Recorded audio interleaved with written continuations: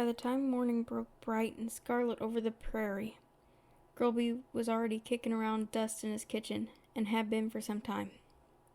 His bar would start to see customers in the evening, but that was hours away and not quite on his mind yet. He was much more concerned with making a good impression on the dreamers.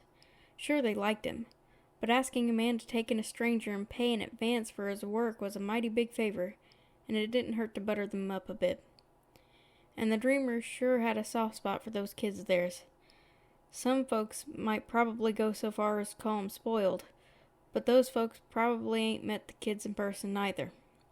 Now, Grilby wasn't the best at making sweets and the like, but he knew a trick or two that would put most folks in a good mood. So he cooked himself a couple batches of honey candies for the kids and a pie for the missus, strawberry rhubarb, which was her favorite of his. It was a bit expensive with the fresh ingredients being a bit hard to get a hold of, but if there was ever a time to make it, now seemed best. It crossed his mind to find something for Ascor himself, maybe pull down a bottle of something from his top shelf, but he knew the missus didn't much agree with casual drinking, and he'd rather not cause a ruckus. Just past sunup, Grilby started packing his handiwork away in a basket, placing everything as delicately as he could for the trip out to the ranch. It was about then that Gaster finally meandered himself into the bar, looking like he slept in a barn the night before, which he'd likely had. Stray pieces of straw poked out of the seams and creases of his jacket, dappling the black of his coat with bits of bright white, and he walked with the tired shuffle of someone still half asleep. Grilby flickered to himself a smirk, and grabbed the coffee pot from where he'd set it boiling. Gaster never had been good with early rising. "Smells like heaven in here," he yawned, nearly falling off his bar stool as he slumped onto it. "Can I have some?" Grilby slid him a glass of coffee from down the counter, and Gaster caught it. "You can have coffee. Anything else you want is going on your tab till you can pay it off." Well, that sure woke him right up. Gaster flashed him a glare that could spook a rattlesnake. "Oh, give me a break, Grilby. I already told you I ain't got no cash left. And I'm doing you a favor and scaring you up a job," Grilby broke in, pouring his own coffee with no hurry. "That's as far as my charity goes." Gaster glowered into his coffee cup, and Grilby softened a mite. "I ain't expecting you to pay me back any time soon. You got till the end of the season if you need it." "Oh, yeah? Well, maybe next time I'll wait till the end of the season to tell you big news. Quit your belly aching. You want some breakfast or not?" At mention of food, Gaster got a sight more humble right quick. The two of them ate a quick breakfast of beans and toast, and then after making sure the bar was marked as closed, Grilby led the two of them out to the town's stable and up to a dark gray dappled horse, who looked mighty familiar to Gaster when he saw her. "Still got Ash?" "She's a good horse." At the sound of his voice, Ash perked up her ears in Gaster's direction, looking about as pleased as a horse could to see someone she ain't seen in a while. Grilby got her saddled and mounted up, offering a hand to help Gaster up behind him. "Try not to fall off. I've ridden behind you before, you know," Gaster groused, though Grilby noticed with a flickered smirk that those spindly fingers had reached up to wrap around his waist anyway. "Yeah, and you fell off before, too," Grilby sparked with a chuckle. He nodded to one of the passing townfolk as they shot him an odd look, likely wondering who this stranger was that he was trotting off with. "There's a world of difference between falling off a horse and being shot off a horse. You ate about the same amount of dust, I reckon. Oh, shut up." Ash carried them out to town at a quick pace, probably glad for the fact that Gaster weighed nearly nothing, and into the bright clear morning. There was a bit of mist on the ground already burning up in the morning sunlight, and it seemed to Grilby like there wasn't a cloud to be seen no matter which way he looked. Bright mornings like this lit a warm spark in him, somewhere deep down in the middle of his chest. Like a kind of aching feeling, like he missed the open sky, though he still saw it every day. and Gaster must have felt it stirring in the elemental, because he kept his snark mighty quiet as they set off across the soft hills and plains. It was a kind of wanderlust, a longing to walk out into the horizon and keep going until the world ended. It was a dangerous kind of wonder that made you think even the wild country could be walked through if you tried hard enough. But Grilby knew better. He'd known better for years, ever since he and Gaster split, and probably before that, though he'd never have admitted it then. So he shook his head and stowed the feeling away as deep as he could, and focused on the ranch he could finally spot off in the distance. The A.D. ranch was a pretty humble affair, all things considered. There was a corral, a stable, lodging for the hired hands, and some barns and sheds for storage. Front and center on the property was a 2-story ranch house, bigger than most folks' homes around here, and built by Asgore Dreamer himself, or so Grilby had been told. He wasn't around for when it was raised. The doorway was tall, and in fact the whole place seemed just a size too big, with a pair of massive rocking chairs out front, but Grilby had grown used to that by now. Scattered about the ranch and lazing about in the early morning, Grilby counted 5 hands, 2 being those greenhorns he'd seen in his bar the evening before. He hailed a greeting as he approached the property, though he figured most of the folks around would recognize him anyway. Gaster had been speaking truth when he'd said there weren't many fire elementals in this way of the country. Most of his types made out better in factories in the states back east. Hitching his horse, Grilby walked up to the front door and knocked. He wasn't left waiting long. Now anyone who's never met Asgore Dreamer will be a sight intimidated by him when they see him for the first time, and this was no different for Gaster when the door swung open and out stepped likely one of the biggest monsters that twig of a skeleton had ever seen in his life. Asgore Dreamer was one of what the old world would have called boss monsters, being they were powerful creatures with powerful souls to match. They were few and far between these days. Having had a lot of strife with humans and monsters alike over the years and years, all those creatures been round the green earth on account of how scary they can be when they get the mind to.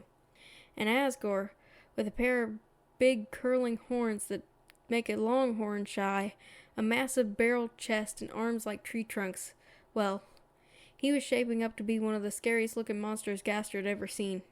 But upon seeing Grilby, basket in hand, and his fire a bright yellow smile, while Asgore lit up with a toothy grin and a bellow of a laugh. "Good morning, Grilby. Come inside. Toriel's just put down breakfast. Toriel, we have some guests, darling. Get down a couple more plates." Grilby hung his hat on the rack just inside the door, standing on his tiptoes to reach the tall fixture, and Gaster followed suit. "You don't gotta make a plate, sir. We already... No trouble at all. Join us for breakfast. And your friend, oh, forgive me. I'm forgetting myself. Your name, sir?" The two introduced themselves, Asgore enveloping the stranger's hand in his own massive paw as he shook it before leading the way into the dining room, where the smell of bacon wafted in droves into the house beyond. Toriel, Asgore's missus, was already setting a plate down for Grilby and Gaster to set across from their kids, giving Gaster his second shock of the morning. Sitting together fighting over who got the first dibs on the meal was Azrael, a blooming little boss monster in his own right, and a human child, all freckle-faced with double-red hair. The two of them settled down right quick at the sight of the guests, the human catching them both up in a deep sort of stare that took in a whole lot more than most people was keen to. Now, humans aren't rare. In fact, there's a lot of places out west, certainly the wilder and more dangerous places, where there's a sight more of them around than there is monsters. They're hardy folk, hardier than most monsters by a long shot. However, monsters and humans always had theirs out with each other, wars and feuds going back and forth for ages. And while the outright scrapping had calmed itself in the past couple hundred years or so, you couldn't rightly call the two groups friendly. So seeing the Dreamers raising a human kid right alongside their own, well, it was strange to say the least, and Grilby noticed it was a mighty struggle for Gaster to keep from staring. In hindsight, perhaps Grilby should have warned Gaster about the Dreamer family's odd layout. too late now. "Good morning, Mr. Grilby." Azrael chimed brightly as the elemental took his seat in one of the massive chairs, leaving Grilby's legs swinging like a kid's from how they were up off the floor. "Did you bring us anything?" "Azrael, your manners," Toriel tutted disapprovingly, to which the little monster cheesed her a toothy grin to mirror his paws. "Kid's on to me right quick there, ma'am," Grilby chuckled, offering the basket to Toriel, "though I suppose it should wait until after breakfast." "Rhubarb pie," Toriel smiled, but her expression was already turning mighty suspicious. "And candies for the kids. Watch yourself, dear, he wants something." "I'm sure he does," Asgore chuckled, a more businesslike air creeping into him.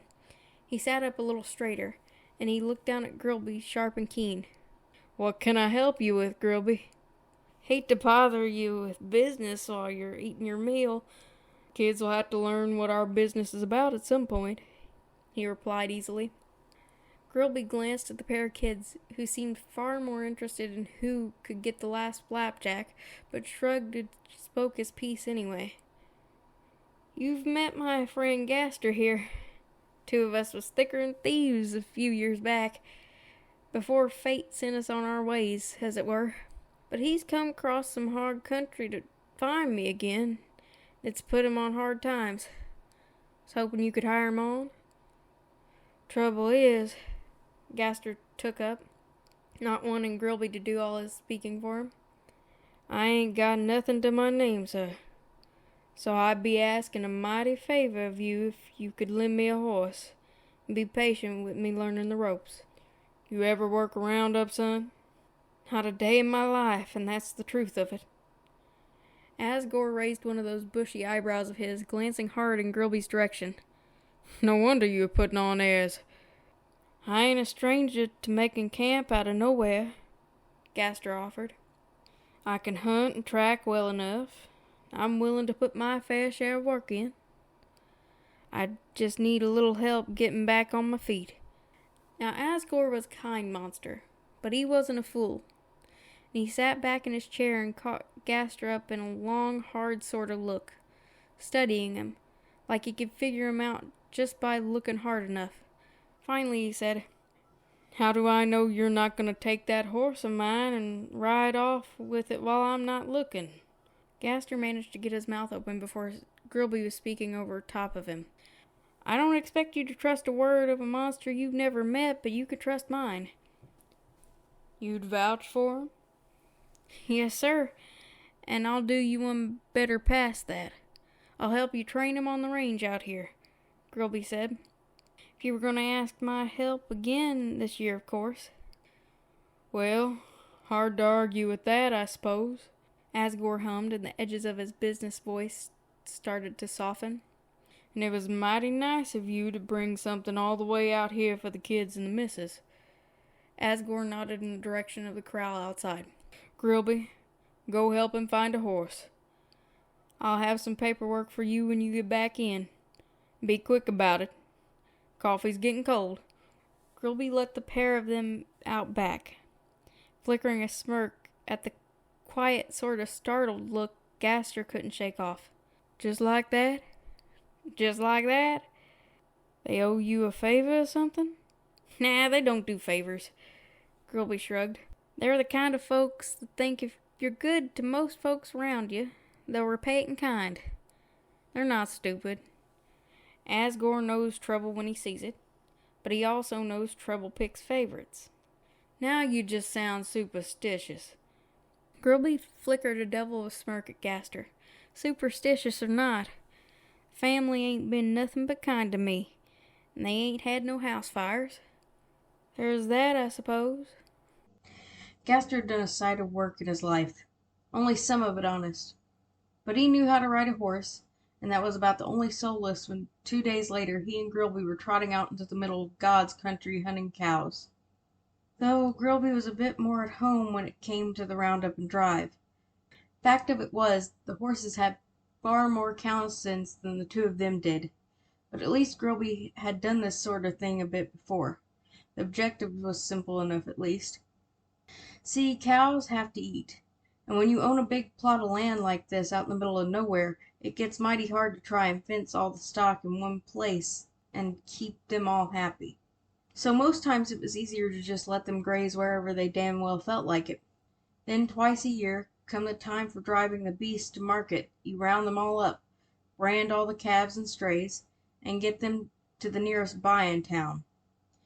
There'd been talk for a while of getting done with drives altogether and just sending the livestock by train, but that was a heck of a lot of beef to get corralled, and tracks weren't laid yet in half the places meat was needed, so driving for now is the only good way of getting it done.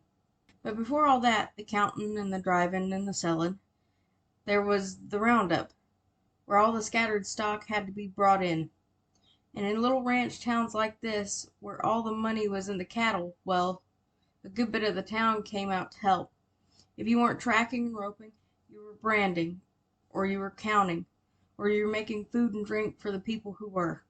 It was an event, a roundup is, and the whole community gets involved, because that's what made the community to start with. And that meant even the local bartender would open up his place later in the evening so he could lend a hand. Seeing how Grilby had come into town good with a horse and a rope and a gun, well, he was fine help to have, and Gaster, even as green as he was mighty handy to have around for his horse and gun sense, and his eye for tracks. Roundups were dangerous, far more than just the folks that own 'em are after the cows in the fields. Danger or no, though, they had a job to do, and Grilby had them out at first light to work it, him feeling at home in Ash's saddle, and Gaster looking mighty sharp on the buckskin he'd got from Asgore.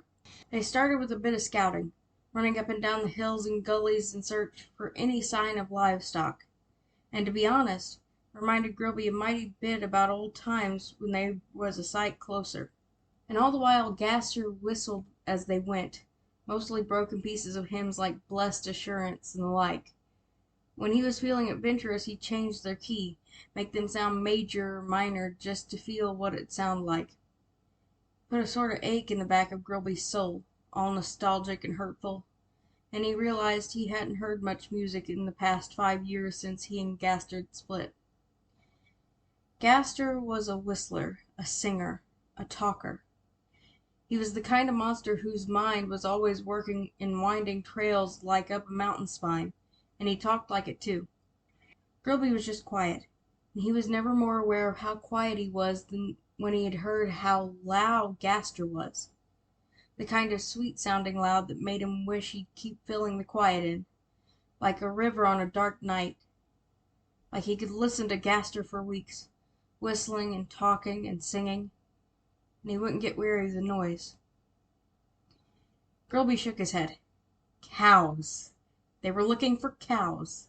They'd a job to do. He spurred Ash on a little faster just to spite himself. They'd tracked their way across the horizon, eyes sharp for their quarry. Gaster's whistling occasionally interrupted by his observations of the stuff around them. A stand of trees here, the smell of water coming from one direction, a parcel of tracks on fresh grazed grass, and Grilby kept his eyes out further, watching the horizon lines, the distance. The force of habit sent him looking for smoke and dust, the signs of stuff moving flat country. Old habits he'd all but forgotten until Gaster showed back up. It was a hell of a distraction. These tracks leading down into the valley yonder, Gaster hummed, throwing a glance at the noon sun as it beat down on them. So what happens when we catch up with a bunch of cows anyway? We drive 'em, Grilby answered, his voice feeling rough from how quiet he'd been all morning. You won't have to do much. I'll get 'em moving in the right direction, you just keep 'em in line. We can drive by ourselves. A valley that small could probably hide a dozen steers. It was more a question to himself than to Gaster. We can handle that. You mean you can handle that, since I got no idea what I'm doing?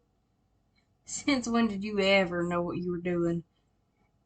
There's a small valley between the pair of hills, rich and green the kind of pretty you'd see in a painting somewhere, the kind of country most people didn't figure could really exist, except the cows had found it, and they regarded the two riders with the kind of boredom that cows do.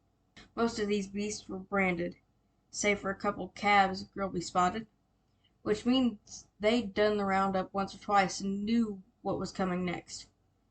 Grilby covered his face with his bandana and with a whoop and a whistle coaxed them into moving, the beasts responding sluggishly but obediently, kicking up dust and clods of dirt as they went.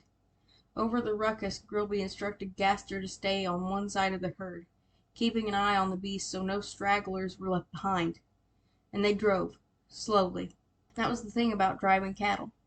All the money was in how big they were, and if you ran them thin, they weren't worth much. About halfway back to the ranch, they ran into a pair of riders also riding back with their own bunch of cattle, and together they worked their way back towards the AD ranch. It gave Grilby the chance to switch places with Gaster, managing the sides of the herd while Gaster ate dust in the back. Riding the back of the herd was a rough job.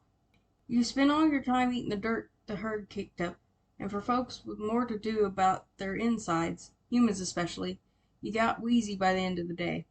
But it was also a good place to learn, and more experienced hands had a habit of putting the greener hands to work there.